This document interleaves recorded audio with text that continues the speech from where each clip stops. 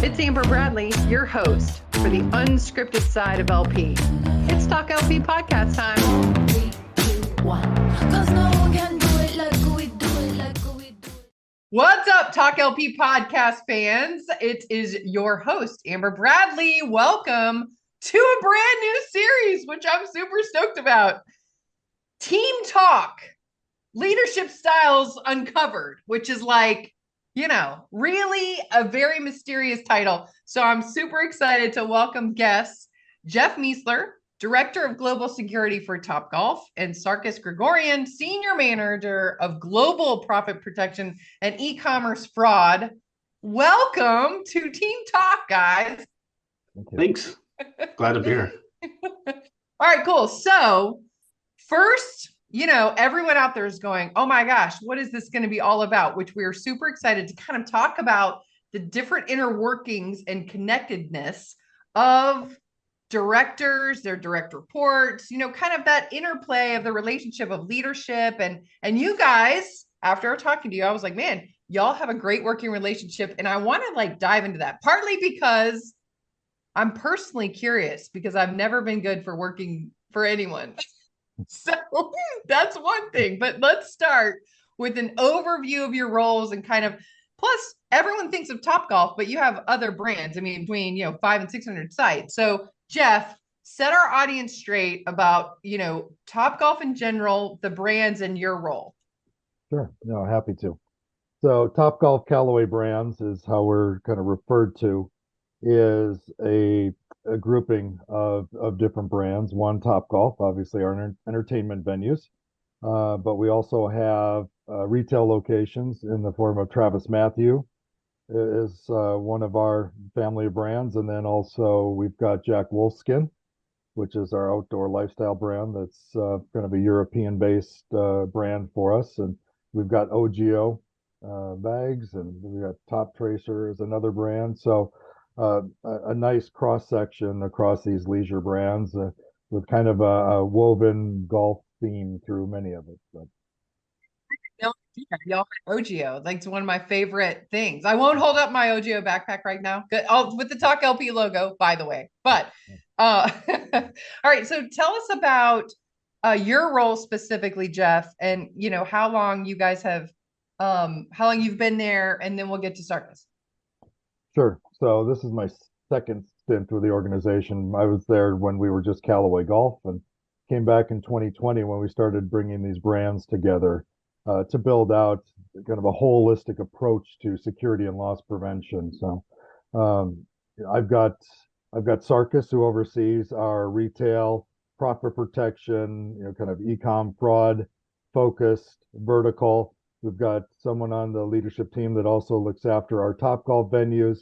And then we've got a vertical that's our operational security team. So our logistics, our manufacturing and guard operations and security operations center. So we're kind of broken out in these three different verticals. And then we just draw upon each other's expertise and shift across those verticals as a team, depending on the nature of the issue that we're facing. So. When you think about your operation, and obviously if you're listening to this and haven't been to Topgolf, that's crazy because it's so fun, but it's crazy because you think about skill sets. I mean, you guys are a little restaurant, a little retail, a little entertainment venue. It probably keeps you hopping, Sarkis, especially because with your energy, that makes sense. So tell us your role, Senior Manager, Global Profit Protection, and throwing in e-commerce fraud too. So yeah, I oversee sort of your typical loss prevention related matters, right? In terms of what you think of specialty retail, but like you mentioned, adding a restaurant component or a gaming component to that. So as Jeff mentioned, there is another individual, my peer, who manages sort of the physical security aspect for Topgolf. My team and I, we handle all the POS and fraud related matters for Topgolf, and then the full Travis Matthew and our other retail brands, we handle the typical loss prevention related stuff. And then as far as e-commerce fraud, I work with our brand leaders who manage our e-commerce fraud, our e-commerce sites, and my team and I provide them with analytics and reporting to ensure that they have the proper chargebacks, declines, approvals, what those look like on a monthly, weekly basis, yearly basis, so they can determine, if there's fraud involved, not fraud involved, and we need to, talk to our vendor and turn things up or turn things down to ensure that our customers have the best possible experience online. Yeah, you want to talk about of all as I sit here and think of all like my Topgolf experience, which is really just one shred of what you guys manage, right? It's like you're talking about technology at the site and then technology even, first how you even deal with the technology that works as you're hitting the golf ball off the thing into the hole. It's probably a whole nother set of vendors that you guys have to keep under, your controls, so to speak. It's just unbelievable. Okay, so let's talk a little bit about you guys' working relationship. How long have y'all been working together? A little over 2.5 years now. Yeah. Yeah. Okay, so when it comes to leadership styles and managing a team, and this one's to Jeff, and then we're going to talk about kind of Sarkis, your style and how that, up and down works, right? What would you say, Jeff, is kind of your leadership style, knowing that obviously you're probably dealing with a lot of folks that have different skill sets because of all the different things you guys have to manage and be experts at? Very much so. So we've tried to organize ourselves around pillars so that we understand we're trying to leverage our scale, we're trying to measure and create some kind of analytics around what we're doing, and we're trying to operationally drive some efficiencies across the organization as a whole. But each one of the team leads of those areas has very different styles, very different skills that they bring. But collectively, it works. When Sarkis was the first one in his role, as well as the others were the first in their role. So we're really building the plane as we're flying it and going through this growth. So it's exciting, it's fun, but we just kind of landed on these pillars, and then we start building out around those. So for me, it's about setting a clear vision of where we're trying to go, hire the right people, and then get out of their way. They're experts in their own disciplines. I'm there to remove obstacles or help them, but it's really about hoping that they translate those loss prevention and security skills into what I call business skills. I really want them to be business professionals that happen to operate in this world of loss prevention and security. Yeah, that's a huge point, especially because there's no way you could be an expert in all of these things, right? So you talked about, hiring the right people and getting out of their way. That's probably even more important in your environment because how could you possibly know all the answers to all of this? Very, very much so. Between the POS systems and the intricacies of that, Sarkis's world to the operational challenges and the special events, our Topgolf venues, we're holding large concerts and special events in addition to the regular kind of invitations. They're inviting we call them players, our customers, and then looking after our playmakers. So large scale operations, about 35,000 employees and growing. So Sarkis. So what are your thoughts on, I guess, the best parts of how Jeff leads the team and how you function within it? So first of all, Jeff and I talk about this all the time pretty openly is 2.5 years ago, or a little over 2.5 years ago, none of us knew each other, right? We hadn't connected previously at different events or anything like that. He was in the security world, I was in the loss prevention world. And even for my peers, they never really, none of us had ever really connected. And so, Jeff put together really a world-class team of individuals who never knew each other, and we connected so well, right? Whenever I visit, where one of my peers lives, we end up having lunch or dinner. They know my wife and kids, and then whenever I'm, closer to my other peer, they know our wife and kids, and so we connect very well, including Jeff, right? But it's really allowed us, and Jeff's approach has really allowed my peers and I to really thrive in this style, right? And his approach of just letting us, letting us manage our own business and then helping us when we need to maybe remove roadblocks and obstacles. Uh, it's really helped us use our expertise to really support the brands and provide our customers, right? Senior leaders and VPs of sales and things like that we support really an excellent product, right? A security product or a loss prevention product to our customers to help them make excellent business decisions, whether it's an active situation or it's a preventative situation. It's really helped all of us help our customers, and support them how we best see fit. It must be pretty important too when you think about having a good relationship with your peers in the fact that you may come across something that's like, oh, I've never seen this before, just because your environment is so neat, so unique. Yeah. Like, talk a little bit about that. Yeah, we have no egos in our department, which is fantastic. I may come across a situation. We have an individual who's, one of my peers is a retired FBI supervisor for 23 years, I think. So he brings an immense amount of like federal law and other, experiences within his purview. And there's a lot of, cross conversations. Hey, I came across the situation. How would you handle it? And vice versa, right?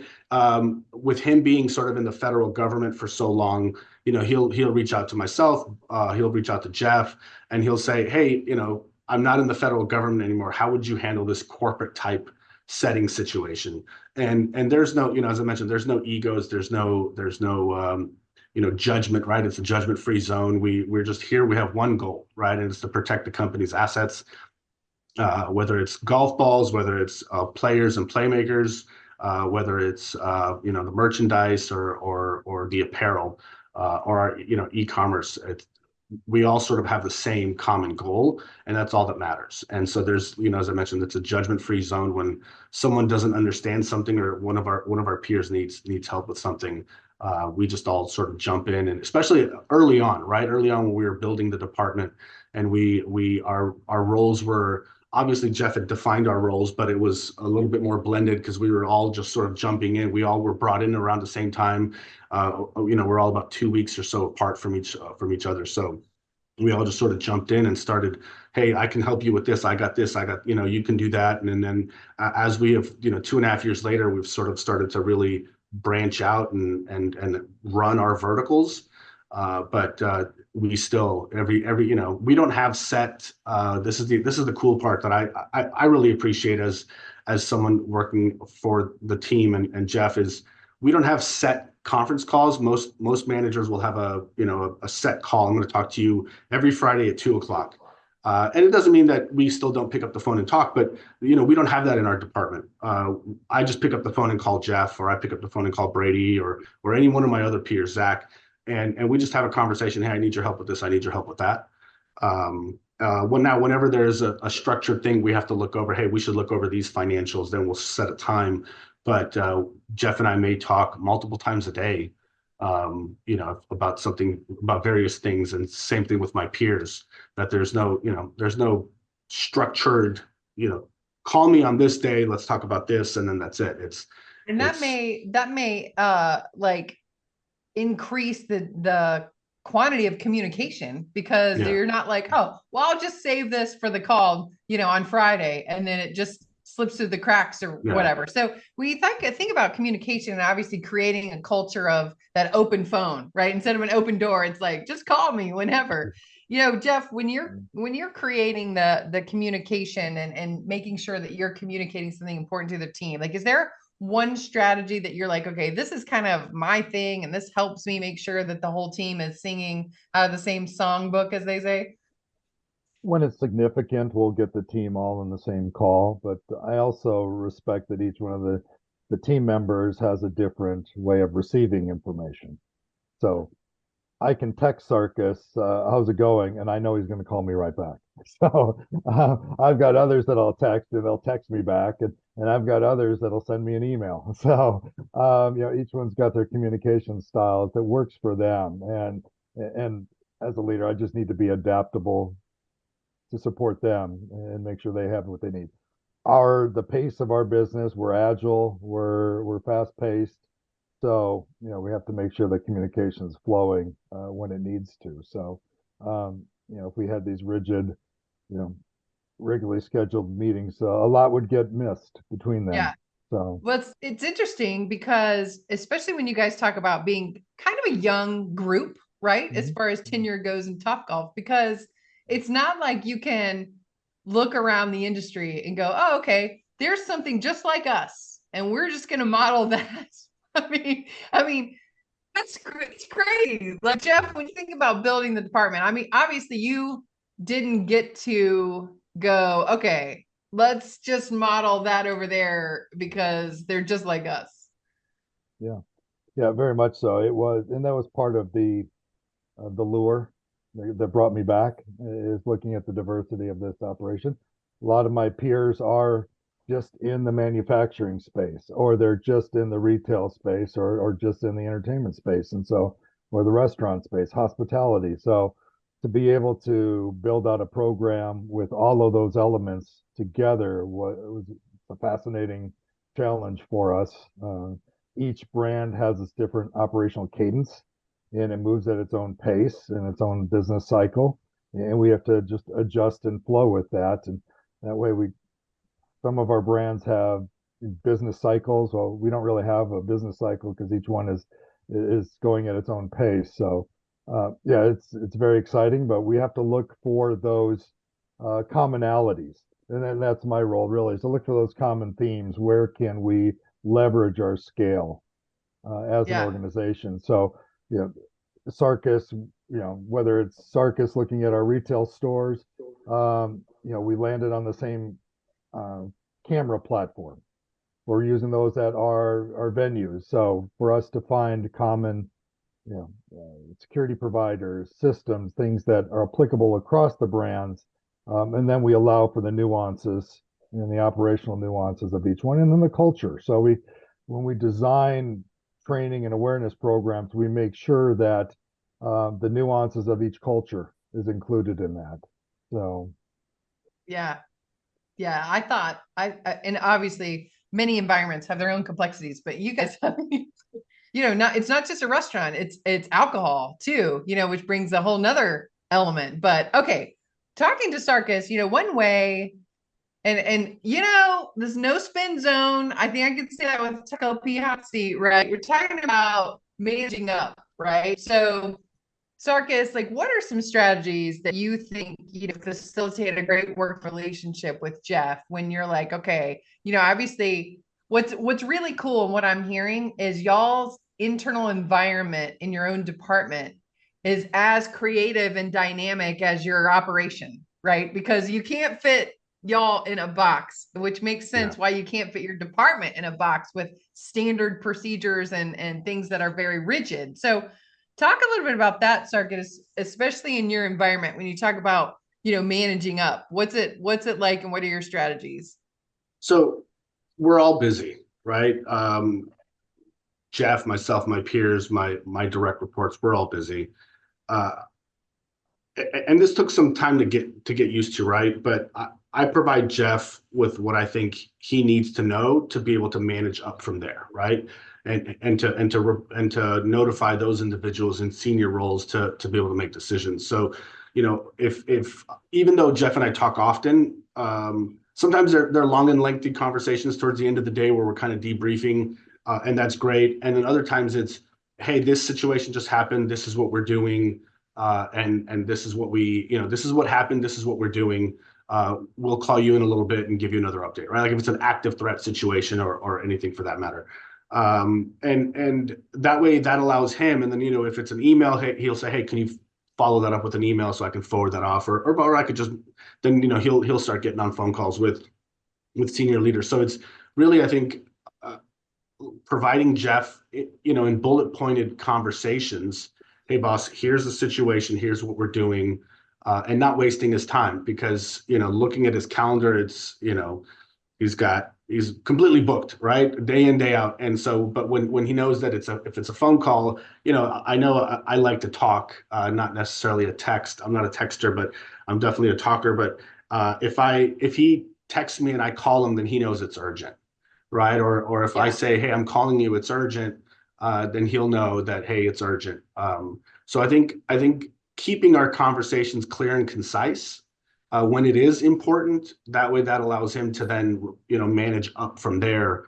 I think is super important, because then, like I said, then we have our debrief calls, maybe towards the end of the day, that maybe are a little lengthy and just conversational, but go So ahead. let me circle back to the bullet points and kind of like giving him the elevator speech, because I think what's cool is giving the dynamic environment you guys have, and that he can't obviously be an expert into every single thing, right? That it would be that important, that much more important sitting in your seat, that you're like, okay, let me make sure that I got the key points here, outlined, which a lot of times, maybe directors or senior managers communicating upwards to their directors, it's like, well, they should know, or I'm sure they know this, right? It's that whole assuming part, that it's like, okay, being a great direct report would be, let me give him a quick synopsis and the bullets. Yeah.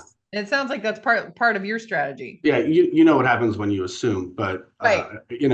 I never want to let, it's somebody, a former boss told me this years and years ago, is, you never want your boss to be surprised, Yeah. right? So I think giving Jeff the information that I think he needs, right? Does that mean that he gets all the information? No, I mean, he doesn't need to know that the person was wearing a blue shirt, but he just knows that there was an active situation, right? Or whatever it is, whatever, Yeah. you can fill in the blank.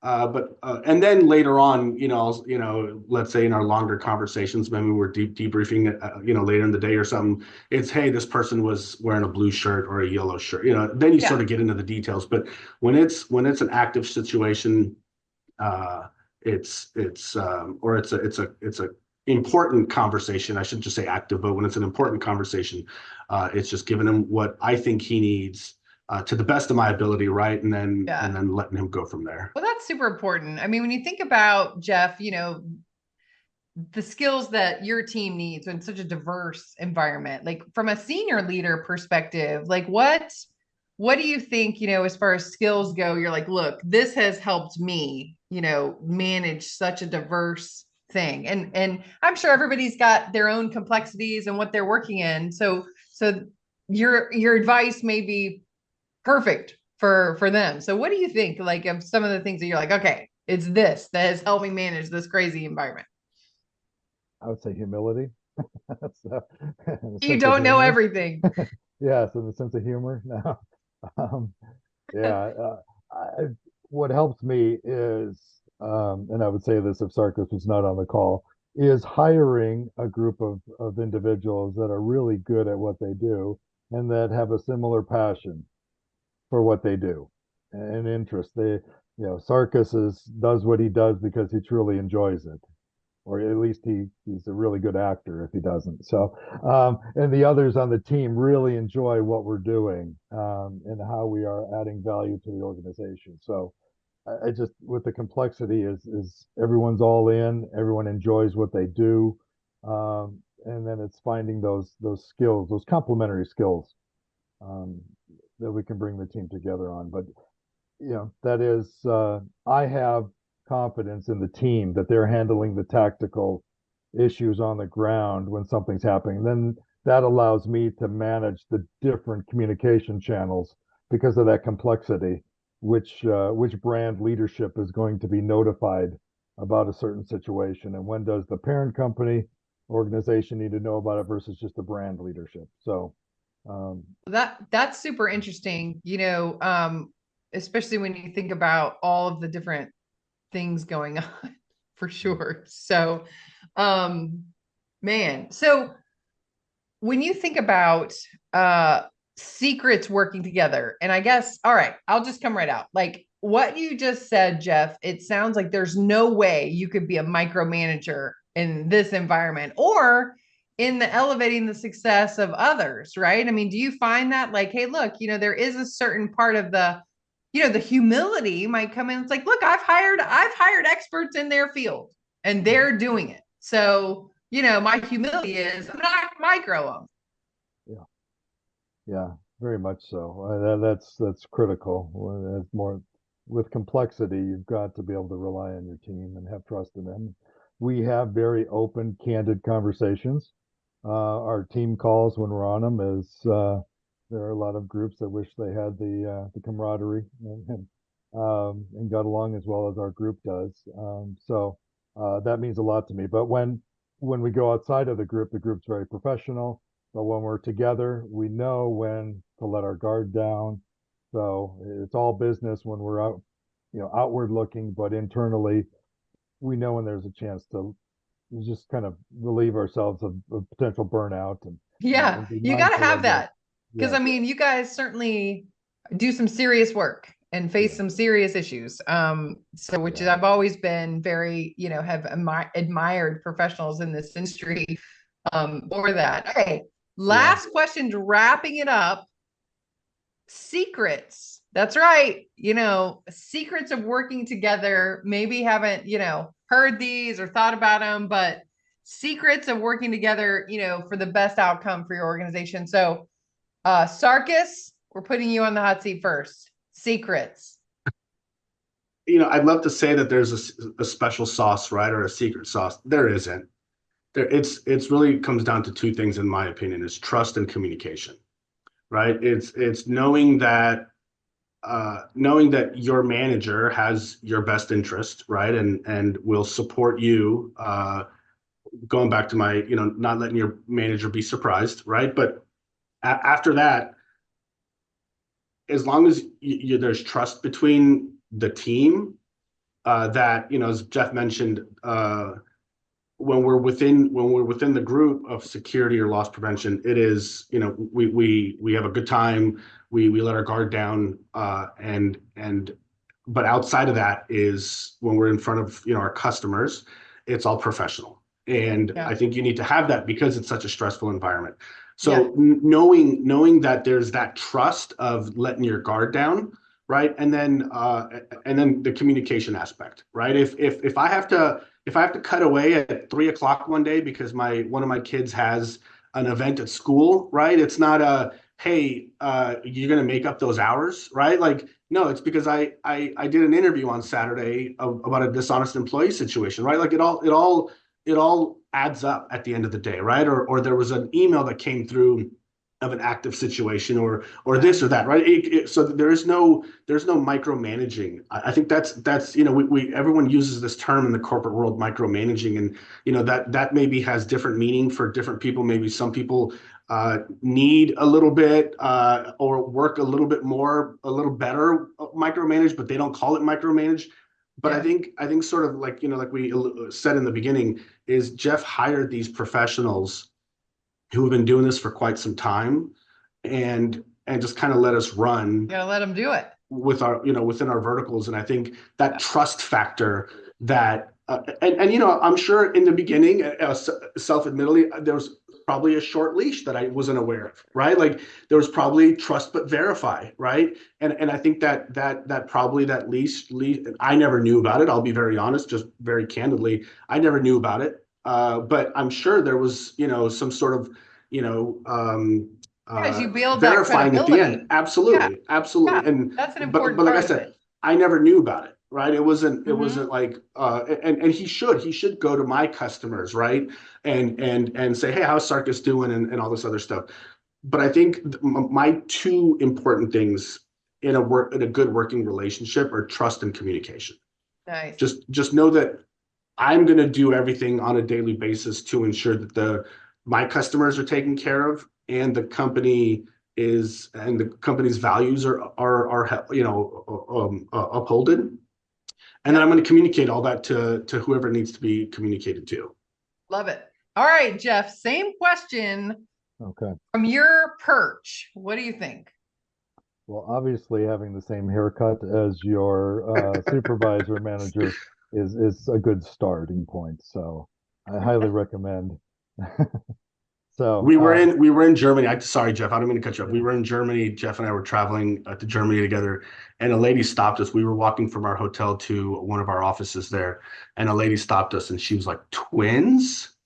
So, but I love that story. But But I Yeah, like haircuts. yeah, yeah. No, I think for us, building the department where we did and at the pace that we were needing to, um, for me, my approach was intentional. Bring in really good people with complementary skills and approaches, but then spend enough time with the team so I think at one point they referred to it as WWJD, which was what would Jeff do? So I wanted them to understand my approach so that they didn't need to call me if I'm not available and they had a question. They could at least have a good understanding of my approach and how I look at things, and then they can run with it. So take their own skills and expertise, and know that here's how Jeff would look at this situation, and then let them do their thing. So That's a great point too. When you talk about making sure people understand how you would handle something, like don't just tell them, oh, well, you should have done this way or that way. It's why, right? It's because, that's kind of like setting a standard for standard operating protocol, right? It's like, well, this is how we would handle it. And, that's the best way for people to learn, it would seem. yeah, very, very much so. And with the team, they know that we don't have to agree. My feelings don't get hurt when we're together talking through something. I want them to bring another opinion. I want them to bring another view, and we'll work it out together. So everything is professional. Our disagreements are all in the right vein, where our intentions are always good, but I don't always see what they see, and they don't always see what I see. And I want them to know that they can come and disagree with me, Yeah. and we'll work it out together. And there's no repercussions Thick of that. skin, Yes. thick skin in a safe space. I mean, that's actually good relationship advice. When you think about it, it's like you can have a healthy debate with something and everything's going to work out fine in the end. Yes. Yep. All right, Jeff and Sarkis, we appreciate you stepping into the Talk LP hot seat with Team Talk Leadership Styles Uncovered. Thank you for being my first series of this. Really knocked it out of the park. We appreciate you. Thanks for listening to Talk LP, guys. We will talk at you later. Thanks, guys. Thanks, everyone. Cause no one can do it like we do it, like we do it, like we do it. Cause no one can do it like we do it, like we do it, like we do it.